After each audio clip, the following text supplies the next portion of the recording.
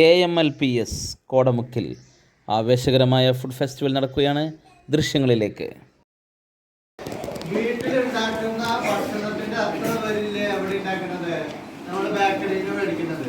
ചിലപ്പോൾ വീട്ടിലുണ്ടാക്കുന്ന ഈ അടയിക്കാട്ട് രസമുണ്ടാവും, ബേക്കറിയിൽ നിന്ന് മേടിക്കുന്ന മറ്റ് ചിപ്സ് സാധനങ്ങൾക്ക് കിട്ടുന്ന ലഡു കാര്യങ്ങളൊക്കെ അതിലൊക്കെ എന്തുണ്ടാവും, കളറും മായങ്ങളും ഒക്കെ ഉണ്ടാവും. ലഡുവിന്റെ മഞ്ഞ നിറല്ലേ, അതുപോലെ തന്നെ ജിലേബിയുടെ ചുവപ്പ് നിറം, അലുവേര ചുവപ്പ്, പച്ച, വെള്ള നിറത്തിലൊക്കെ ഉണ്ട്.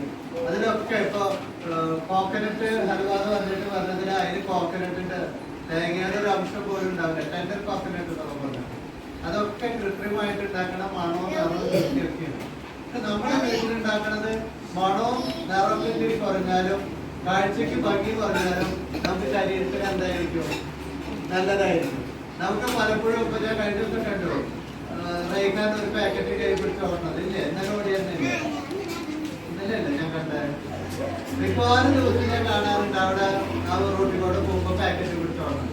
അപ്പൊ നിങ്ങളുടെ വീട്ടിൽ പോയിട്ട് പറയാ, നിങ്ങളുടെ അമ്മമാരോട് പറയാ, ഉമ്മമാരോട് പറയാ, ഞങ്ങൾ ഇനി പാക്കറ്റ് എടുത്ത സാധനങ്ങൾ കഴിക്കില്ല. ഏത് സാധനം കഴിക്കുകയാണ്, നമ്മുടെ വീട്ടിലുണ്ടാക്കുന്ന സാധനങ്ങളെ കഴിക്കും. അപ്പൊ ചേട്ടൻ പറയുന്നത് കഴിക്കുന്നുണ്ടാവില്ല. അങ്ങനെയല്ല, നമ്മളെ അമ്മമാര് വിചാരിക്കണം നമ്മുടെ മക്കൾക്ക് നല്ല ഫുഡ് കൊടുക്കുന്നത്.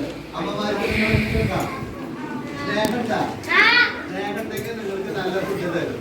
സ്നേഹമില്ലെങ്കിലാ നിങ്ങൾക്ക് കടയിലൊക്കെ മേടിക്കണം. അതൊക്കെ ഇപ്പൊ നമുക്കറിയാം.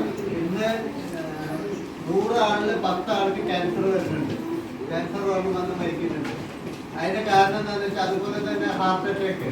കഴിഞ്ഞ ദിവസം കൂടെ ഒരു പാട്ട്, നമുക്ക് പാട്ട് എന്താ വായനവാര ഉദ്ഘാടനത്തിന് വന്ന മാട്ട് കഴിഞ്ഞ ദിവസം പെട്ടെന്ന് ഒറ്റ ദിവസം കൊണ്ട് ആൾ മരിച്ചു. ഹാർട്ട് അറ്റാക്ക് വന്നു, ഹോസ്പിറ്റലിൽ എത്തിയില്ല.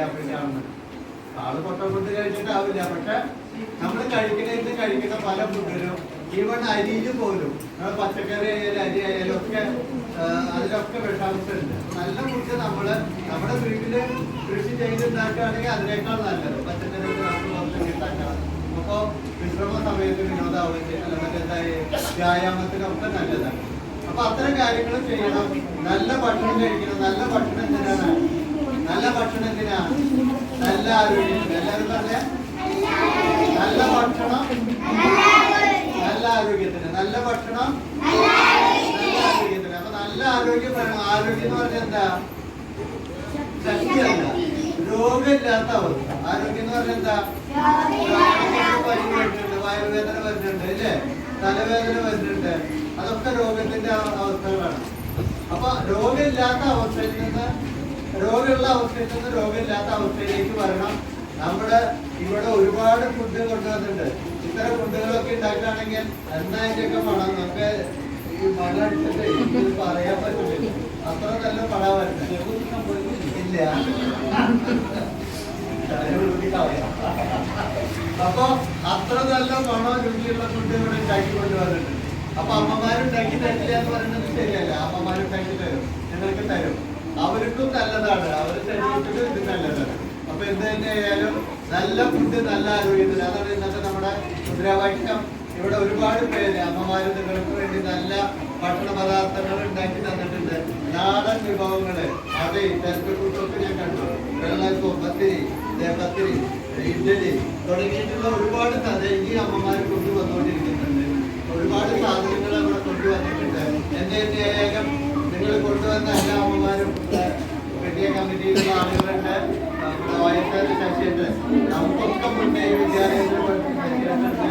അപ്പൊ എല്ലാവരും ഞാൻ സ്വാഗതം ചെയ്യണം. ഇന്നത്തെ ഈ പരിപാടി ഉദ്ഘാടനം ചെയ്യാൻ നമുക്ക് എത്തിച്ചേർന്നിട്ടുള്ളത് ശശിയേട്ടനാണ്. ശശിയേട്ടൻ നിങ്ങളുടെ ഏവരുടെയും പേരിലെ ഏറ്റവും സ്നേഹത്തോട് ഈ പരിപാടിയിലേക്ക് സ്വാഗതം ചെയ്യും.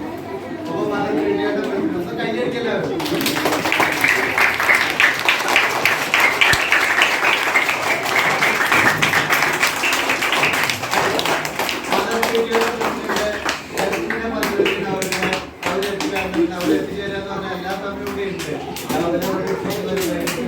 നമ്മളോടൊപ്പമുള്ള ജംഷിന മധുരങ്കൻ അവരുടെ സ്നേഹപൂർവ്വം സ്വാഗതം ചെയ്യും.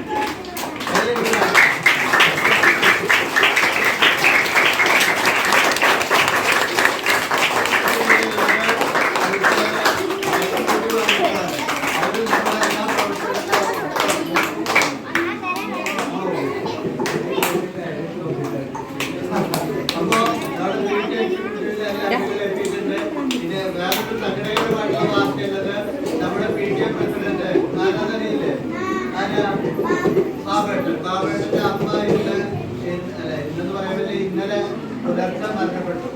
അപ്പൊ അവരെ നിത്യശാന്തിക്കായിട്ട് നമുക്ക് ഒരു നിമിഷം മൗനം ആചരിക്കാം, അവർക്ക് വേണ്ടിയിട്ട് പ്രാർത്ഥിക്കാം. അദ്ദേഹത്തിന് വരാമെന്ന് പറഞ്ഞിട്ടുണ്ടായിരുന്നു. പക്ഷെ അദ്ദേഹത്തിന്റെ അമ്മയുടെ നിര്യാണത്തിൽ അദ്ദേഹത്തിന് എത്തിച്ചേരാൻ പറ്റില്ല. അദ്ദേഹത്തിന്റെ അഭാവത്തിൽ ഞാൻ സ്വാഗതം ചെയ്യുന്നപ്പോൾ അവരമ്മയുടെ നിര്യാണത്തിലുള്ള ഉടമയായ്മ തീർച്ചുകൊണ്ട് ദുഃഖവും സങ്കടവും ഞങ്ങളെ അറിയിക്കുകയാണ്. അവരുടെ കുടുംബത്തിന്റെ ദുഃഖത്തോടൊപ്പം പങ്കു ചേരുന്നു. അവർക്ക് വേണ്ടിയിട്ട് ഒരു നിമിഷം നമുക്ക് മൗനാചരിക്കാം. ഭക്ഷണം കഴിക്കാത്തതാണ്, എന്നാലും ഇതിന് എന്തെങ്കിലും കഴിച്ചെടുക്കുകയാണ് ചെയ്യുക. ഇത് തനി ആൾക്കാർ ഒരു കയ്യിലേക്ക് കഴിക്കുക, ഒരു വായുവില്ലാത്ത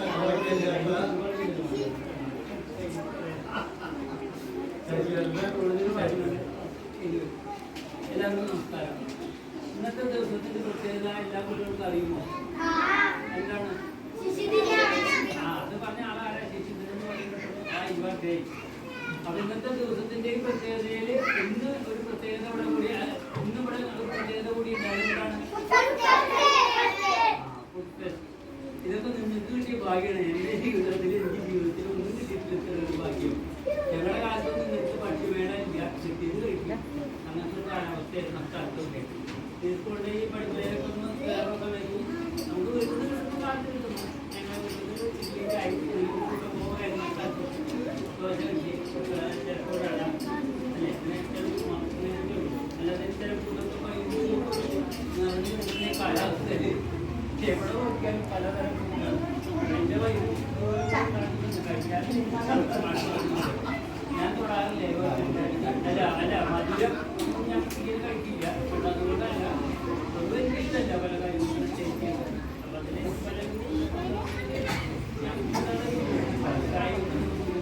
പക്ഷേ കുട്ടികളൊക്കെ ഇത് കണ്ടുപോയി അവിടെ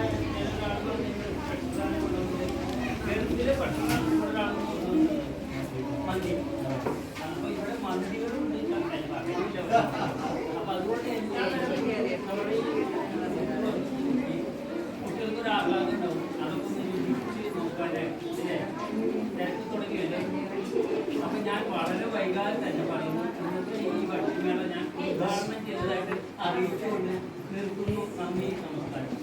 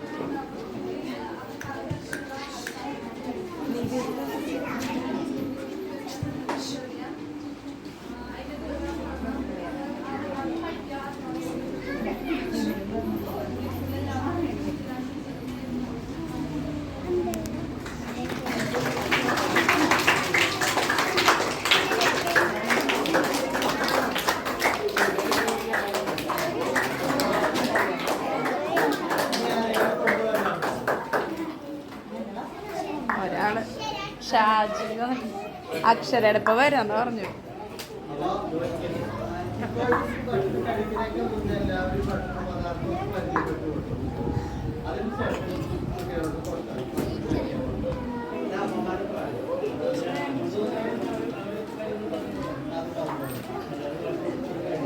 ആദ്യം പേരൊക്കെ പറഞ്ഞു കൊടുക്കാം കേട്ടോ. ആൾക്കാർ വരുമ്പോ